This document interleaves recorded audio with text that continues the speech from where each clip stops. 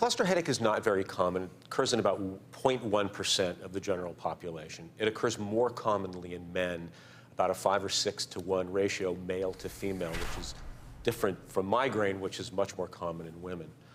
A cluster headache, and the reason why it's called a cluster headache is because it occurs in clusters. Patients will have them like Robert does for several weeks or several months at a time, and then they'll disappear. They're gone for 6 months, a year, 2 years, I've seen 10 years.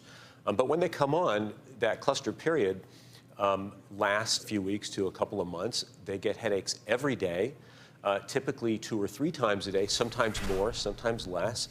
It's an excruciating headache.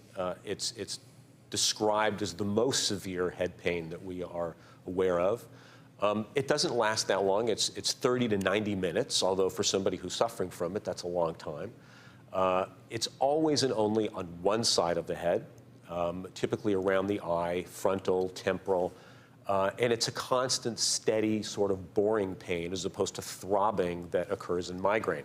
And it's interesting with headaches, I feel like we can all empathize because none of us maybe understand the excruciating pain, but I'm sure everyone at home who's ever had a headache sitting here thinking, how does Robert come to work during these weeks on end when you're suffering with these? The cool news, because I want to turn this positive, is you feel now like you have a better understanding of these than maybe ever before.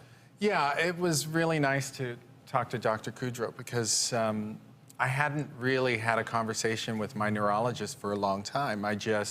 I was prescribed the oxygen, and it turned out when I was at his office that I was doing the oxygen treatment wrong for all these years. Now that I have a better way of doing the oxygen, it actually, when it does work, it works. So it highlights 2 things here. Number 1, when it comes to headaches, get the right diagnosis, know what kind of headache you're dealing with. And number 2, it's not just understanding the treatment that you're taking, but how to take that treatment. And before we go, Alan, you mentioned in the tape piece that, you know, it's hard for you to watch Robert suffer. So we're watching him suffer here at the show. You're watching him when he comes home.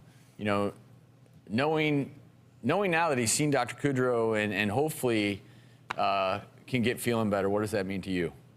It means the world to me. It's there's nothing more frustrating than not being able to do anything to help. And that's been the most challenging thing on my side, is to watch him go through what he goes through and just have to walk out the door and go to work and go about my day while he's still sitting there in this state. It's just heartbreaking. Well, I think it highlights any time you're suffering from any type of illness, whether it's a headache or anything, it affects not only your work, your friends, your loved ones, but sleeping upright. We saw that. Yeah. And you're using all these pillows. It can get pretty uncomfortable. So we actually reached out to our friends at Sleep Number. They're providing you with the Sleep Number FlexFit 2 adjustable bed. Each side actually moves independently, so one side can be flat and the other upright. So no more sleeping on the couch. Woo! Robert, get well soon. We'll be right back.